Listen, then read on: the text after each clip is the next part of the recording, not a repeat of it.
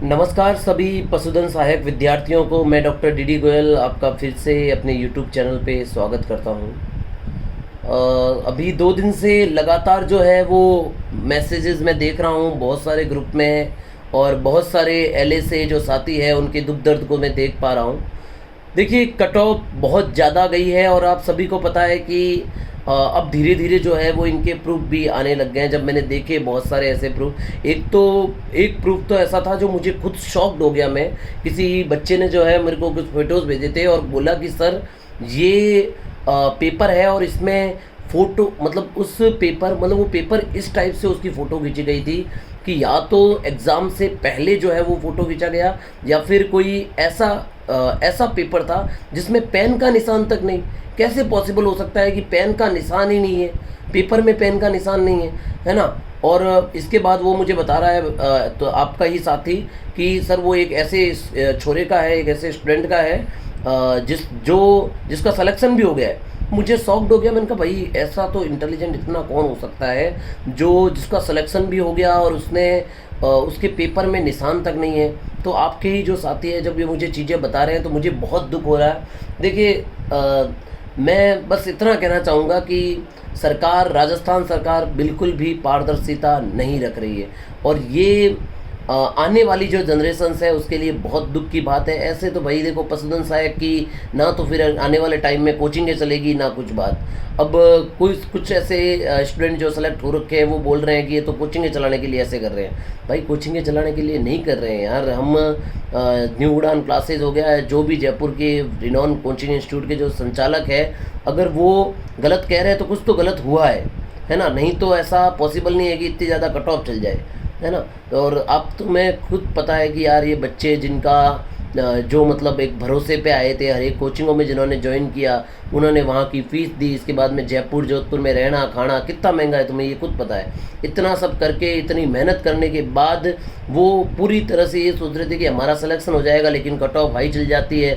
और इसके बाद में जब ये प्रूफ आते हैं ना, ये प्रूफ जो होते हैं वो सिर्फ एक आम आदमी को मतलब ऐसे झकझोर देते हैं, अंदर से हमारा दिल दुखता है। हमने जो भी आपकी फैकल्टियाँ हैं, जिससे भी आप पढ़े हो, मैं तो कह रहा हूँ आप अच्छे से अच्छे डॉक्टर से, डॉक्टर राकेश जी पूनिया, डॉक्टर लक्ष्मण सिंह जी राजपुरोहित, डॉक्टर सुरेश जी पलसानिया, मुझसे डॉक्टर शैलेंद्र जी, मैं तो आपको कह रहा हूँ आप जिस भी डॉक्टर से पढ़े हो, और उन डॉक्टरों को पता है कि आप जो है वो सिलेक्शन लायक हो, है ना। लेकिन इसके बाद में जब आपका सिलेक्शन नहीं होता है, और वो भी अगर आप नहीं पढ़े होते तब सिलेक्शन ना हो, तब हमारा दिल नहीं दुखता। लेकिन आप पढ़ने के बाद, इतनी मेहनत करने के बाद, एक कुछ अराजक तत्वों के कारण जो है पेपर आउट हो जाने के कारण, या फिर नकल हो जाने के कारण, या किसी भी अन्य कंडीशंस के कारण जो है जब आपका सिलेक्शन नहीं होता है तो बहुत दुख होता है। हमें बहुत दुख होता है, तुम्हारे परिवारजन जो है उनको तो होता ही है, तुम्हें होता है, लेकिन हमें भी उतना ही दुख होता है कि यार जिन बच्चों को हमने पढ़ाया वो सिलेक्शन लायक थे, और जिन बच्चों का सिलेक्शन लायक नहीं थे उनका सिलेक्शन हो गया, है ना। तो ये दिल हमारा दुखता है। और दूसरी बात यही कहना चाहूँगा, देखो अपनी मेहनत तुम अपनी करो, है ना। चाहे भी तुम जितना कोशिश कर सकते हो करो, क्योंकि घपला तो देखो हुआ होगा तभी इतनी कट ऑफ गई है ना। और लोग देखो कहेंगे, प्रेशराइज करेंगे और भी तरीके से, लेकिन तुम डटे रहना। अपनी जो मांग है उसके अनुसार जो तुम चाहते हो अगर वो हो जाए, देखो बाकी तो भगवान के हाथ में है। तुम अपने हाथ में कोशिश कर सकते हो। अगर तुमने 5-6 महीने कोशिश किए हैं उस एग्ज़ाम के लिए, उस एग्ज़ाम को पढ़ने के लिए कोशिश की है, तो 1-2 महीने और भी कर सकते हो कोशिश। और बाकी देखो जो होगा वो भगवान के हाथ में है। टीचर्स जो होते हैं, फैकल्टियाँ जो होती है, वो सिर्फ इतना कह सकती है कि भाई अपनी मेहनत होती है ना। वो हम आपको सिर्फ गाइड कर सकते हैं, हम आपको एक रास्ता बता सकते हैं कि भाई तुम्हारा जो जा रहे हो रास्ते पे वो सही है या गलत। लेकिन बस मैं इतना ही कहना चाहूँगा कि तुम जो है वो अपनी मेहनत रखो, और जो अपनी तरफ से कर सकते हो वो करो। बाकी देखो भगवान के हाथ में है। बस मैं यही चाहता हूँ कि सभी जो है पशुधन सहायक विद्यार्थी हिल मिल के रहो, और किसी के साथ धोखा नहीं होना चाहिए, किसी के साथ गलत नहीं होना चाहिए, किसी के साथ ख़राब नहीं होना चाहिए, है ना। और ये सबसे बड़ी चीज़ है। आप अगर किसी के साथ ख़राब करते हो, अगर आप नौकरी भी लेते हो, तो भाई आने वाले टाइम में वो नौकरी जो है वो आपको ही खा जाएगी, है ना। तो ख़राब करके ना आप किसी का जो मतलब तुम खुद सोचो, पशुधन सहायक अगर वो कोई कर रहा है तो इसका मतलब वो एक किसान परिवार से आता होगा, एक गरीब परिवार से आता होगा। मैं कुछ स्टूडेंट को पढ़ा रहा था, उनमें से कुछ ऐसे भी थे जिनका जो अपनी फ़ीस नहीं भर पा रहे थे, उनके मम्मी, किसी की मम्मी नहीं थी, किसी के पापा नहीं थे, किसी के मम्मी पापा कोई काम पे नहीं जा रहे थे, वो अपना भरण पोषण खुद करके और इसके बाद में जो है वो फ़ीस भर रहे थे। और उन बच्चों की जब ये हालत होती है, ये हालत मेरे पास बहुत सारे ऐसे बच्चों के कॉल आते हैं, वो कॉल करके रो रहे हैं मेरे सामने कि सर हमने कहाँ गलती रख दी, कहाँ हमारे 95 सही हो रहे हैं सर, मेरा उसमें नंबर नहीं है। और 95 सर मेरे मतलब जिस बच्चे के 95 राइट हो रहे थे और उसका सिलेक्शन नहीं हुआ, वो बच्चा मैं आपको सच बता रहा हूँ उसके 105 से हमेशा ऊपर राइट होते थे हर टेस्ट में।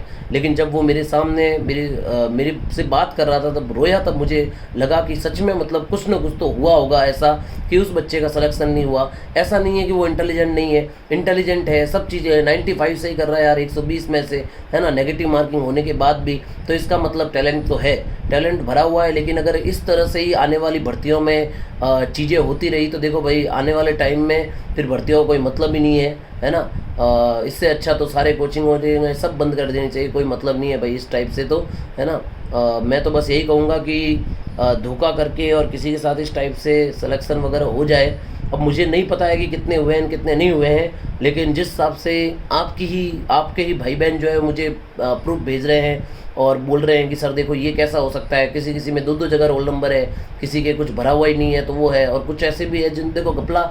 मैं कह रहा हूँ कि अगर 150 सीटें इधर उधर हो जाए तो कोई नहीं, लेकिन जब हज़ार सीटें या 500 700 सीटें जो है वो इधर उधर होती है तो दुख होता है ना। कि इससे अच्छा तो भाई 700 सीटें पहले ही है ना मैनेजमेंट में डाल के, हम 700 सीटें गवर्नमेंट की देते, 700 सीटें पहले ही मैनेजमेंट में डाल देते आप कि भाई हम ये पैसों से बेचेंगे या कुछ भी करेंगे, है ना। तो ये बच्चे जो है जिनका मतलब जो ये दुख है उन बच्चों का, तो उनको थोड़ा सा मैं बस यही कहना चाहूँगा, अपनी मेहनत करिए, बाकी तो भगवान के ऊपर है। फिर से धन्यवाद सभी साथियों को। और न्यू उड़ान क्लासेस हमेशा से जो है वो विद्यार्थियों के साथ रहा है और इस बार भी जो है वो न्यू उड़ान क्लासेस विद्यार्थियों के साथ ही रहेगा। धन्यवाद, जय हिंद, जय भारत।